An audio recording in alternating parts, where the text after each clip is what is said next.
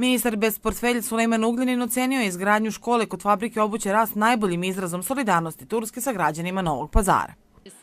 Imamo već neke preduslove. Imamo dobru gradsku upravu, efikasnu gradsku upravu.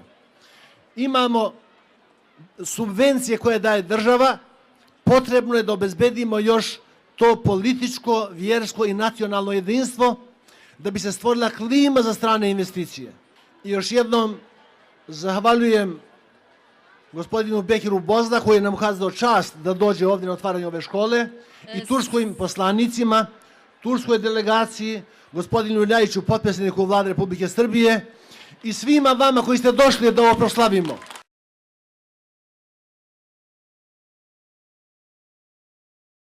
To je stvarno dokaz onog što je potpredsjednik Vlade i ministar trgovine rekao u intervju, bajramskom intervju, da ovaj grad vode ili nesposobni ljudi, da su neki nesposobni, a neki su ljudi koji nešto muljaju.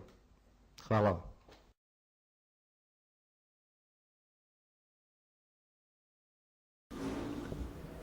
Lokalna vlast na čelu sa gradonačelnikom Novog Pazara nastavlja da uvećava dug grada koji do sada iznosi frapantnih 20 miliona eura.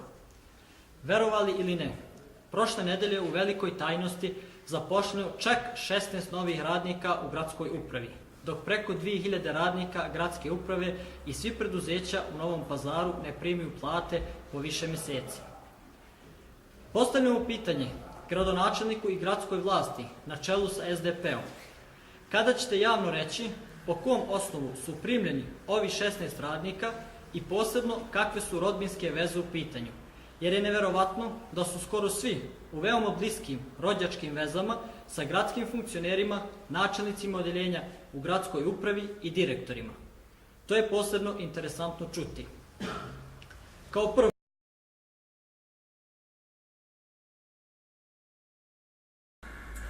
skandalozan primjer političkog obmanjivanja javnosti ponovo je juče viđen na Skupštini grada Novog Pazara.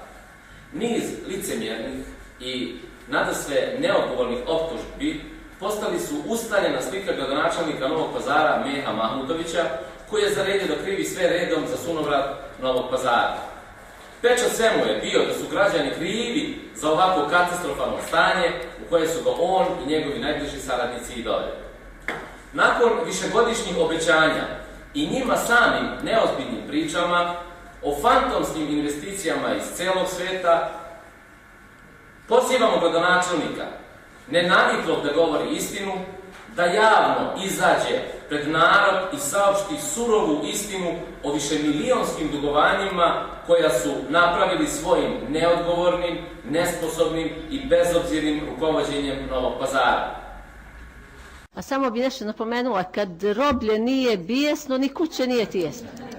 Pa, nema veze, malo.